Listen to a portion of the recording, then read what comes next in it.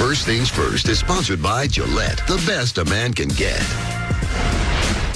Good morning, everyone. Welcome to First Things First. I'm Jenna Wolf. That is the Hall of Famer Chris Carter. This right here is Nick Wright. We want to thank you all for spending your Memorial Day with us as Fox Sports honors this important day of remembrance. We got a lot to get to over the course of the next 3 hours this morning.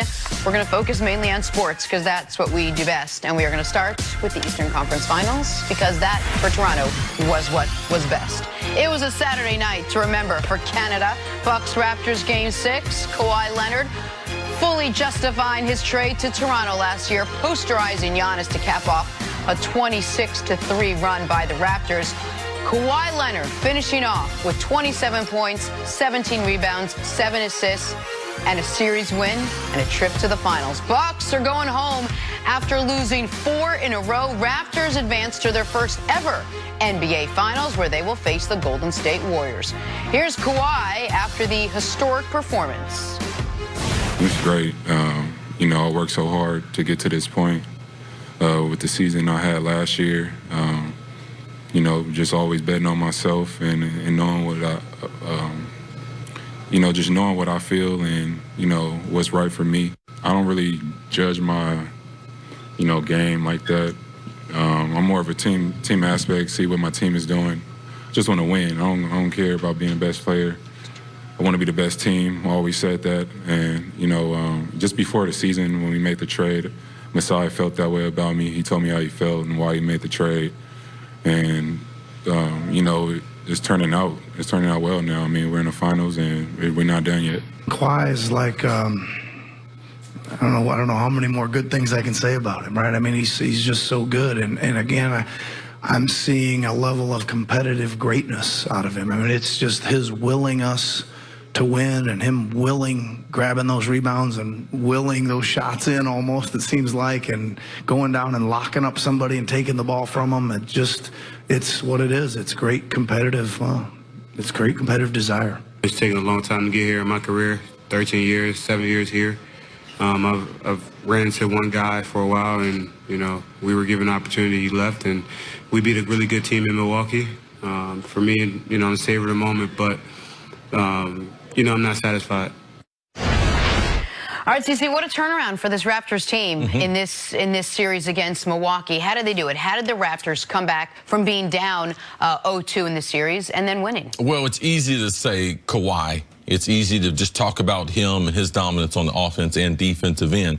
But collectively, you can talk about all the guys that were there in the press conference. I believe that the coach did a tremendous job keeping faith in his team, especially in players like Powell and Van Fleet, Norman Powell and Van Fleet. Van Fleet was playing awful, but he caught fire, but the coaching staff continued to play them.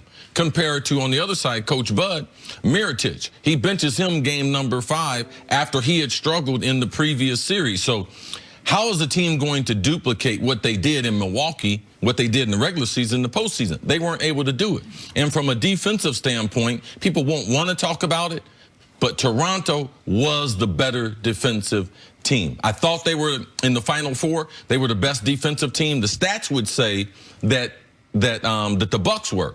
But the Bucks' inability to be able to guard the three-point line, that didn't hinder them during the regular season. It did come back to be able to bite them. The weakness in their defense, because they led the NBA in defense. In the playoffs, it's a different story. Toronto became far more physical. Their role players hit more shots. Bench scoring, first 3 games of the series. Bench of the Bucks scores 43 a game. The other 3 games, they scored 20 a game. So the adjustments, I would say, are the subplots. But ultimately, it comes back, who was the best player on the court? In basketball, most times, you're going to win.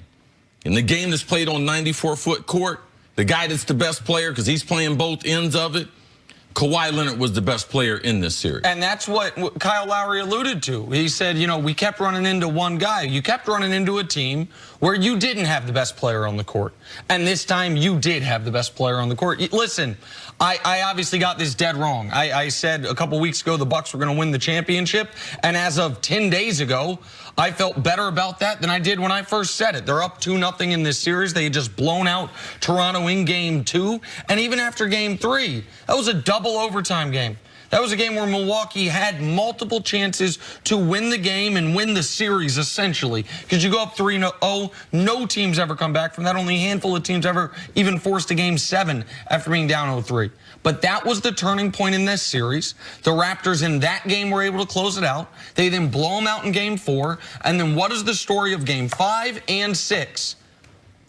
Period, point blank, the Raptors had a closer and the Bucks right now did not. And that is not an indictment on who Giannis is going to be. That does not take away from what he did during the season.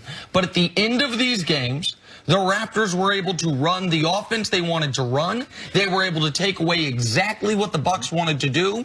And when all else failed, the Raptors could say, Kawhi, get us a bucket or at least get us a good shot.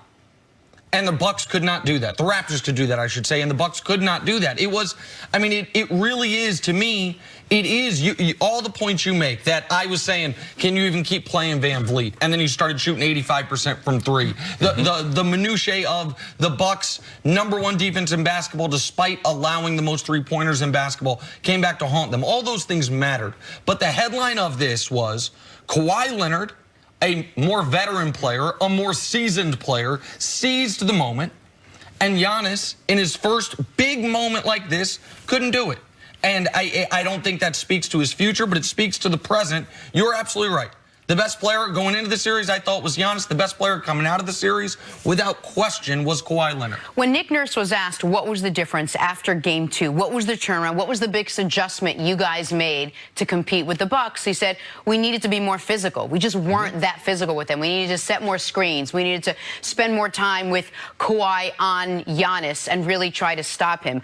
But in the end, it seems like what you said was right. This Toronto team, they didn't get overwhelmed by being down 0-2. They had the experience and the wherewithal to know if they just kept their game going, they were going to stay in this series. And Milwaukee, it seemed like, were the ones that were a little rattled and shaken and ended up losing 4 in a row. Do you think that being physical was the turnaround for this team? Well, they had to yuck up the game. Toronto doesn't have the type of team that they're going to allow Giannis to get out in the fast break. There are a lot of teams. You look at the Clippers. How did the Clippers make a series of the Warriors? Man, they got physical with it. It is a critical part of basketball. And the way the Bucks want to play, they want Giannis to play downhill from the point where he orchestrates the offense. And if you're not physical with him, he's just going to finish with dunks in the lane or dishing out to open 3-pointers. So, yeah, Nick Nurse had it right.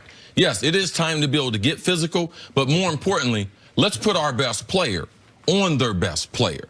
And those adjustments won out this series because Kawhi in head-to-head, and typically we don't see this. We don't see the best players guarding each other on both sides of the court. But Kawhi took the challenge, and he slowed down Giannis, and then ultimately it got in Giannis's head. He didn't want to go to the hole as much. He didn't want to get fouled. The free throw shooting was awful. It's a huge and problem. You could tell how it changed his game. So his game has got to grow. You still, Jenna? We're going to keep saying this. He's not Ben Simmons, but his mid-range games in the playoffs, he doesn't have one. And you could see it. Late in the game, he's 5 feet away from the bucket, wasn't even looking to score, looking more to pass. And the Raptors' veteran team understood much better than the Bucks the difference between being up or down 13-15 and being up or down 22-23.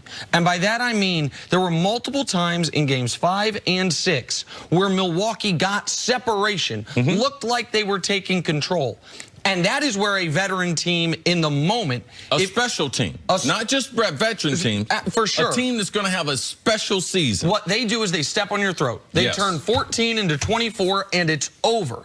And on the flip side, where a veteran or a potential special team recognizes these next 5 possessions are the biggest possessions of our season, certainly of the game. We cannot let 14 turn into 24. So what did we see at the end of third quarter of game 6? With 2.5 minutes left, Milwaukee's up 15 points. At the end of the quarter, it's only 5 because Toronto bared down as part of a 26-3 run that flipped the entire game. Milwaukee was not equipped for the moment. It's wildly disappointing for them, but credit to the Raptors for the greatest moment in the history of their franchise. All right, time now for Put a Grid on It, sponsored by CarMax. So Kawhi's masterful playoff run continued on Saturday. The Claw finishing 27-17-7 to advance the Raptors to the first ever NBA Finals. So you put a grade on Kawhi's performance on Saturday. I don't know what else you can get in the class. I mean, he gets it all. A+, he was outstanding. The defense part of it was amazing to see. And since game 3, earlier in the game, he was never 100%. He had a little tendonitis in his left knee. Then the right injury from what happened in San Antonio began to bother him a little bit. So A+ for Kawhi. Has to be an A+.